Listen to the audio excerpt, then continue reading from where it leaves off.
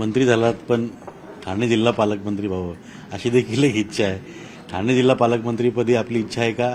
आणि जर आपली नसेल तर तिथे कोण असेल आणि कोण नाही नसेल? नाही, बिलकुल नाही. माझी बिलकुल इच्छा नाही आहे.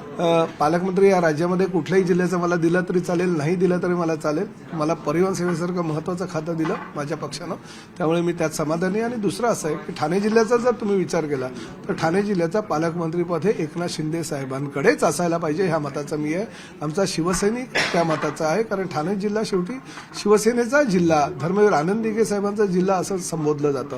आणि तुम्ही जर गेल्या अनेक वर्षाचा पालकमंत्रीपदाचा कार्यकाळ शिंदे साहेबांचा बघितला तर ठाणे जिल्ह्याला जास्तीत जास्त सुविधा मिळाल्या, ठाणे जिल्ह्याला जास्तीत जास्त निधी मिळाला, ठाणे जिल्ह्याला जास्तीत जास्त इन्फ्रास्ट्रक्चरमध्ये प्राधान्य मिळालं आणि ते फक्त शिंदे साहेबांच्या कार्यकाळात मिळालं. त्यामुळे ते जरी तयार नसेल तरी मला त्यांच्याकडे मागणी असेल की त्यांनी ठाणे जिल्ह्याचा पालकत्व स्वीकारावा.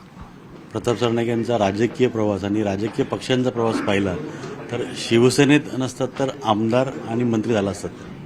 हे बघा, आता हा राजकीय प्रवास असतो, कोण कुठल्या पक्षात कुठे होतो असं नाही. कधी कधी मध्यंतरीच्या काळामध्ये नागपूर अधिवेशनामध्ये अजितदादा पवार एकदा असं म्हणाले होते, अरे या सभागृहामध्ये बघा रे, राष्ट्रवादी काँग्रेसची निर्मिती 1999 साली झाली, तेव्हापासूनचे किती राष्ट्रवादीचे आमदार ह्या सभागृहात आहेत, 145 होत आहेत का बघा. म्हणजे ते हास्य विनोदात बोलले होते.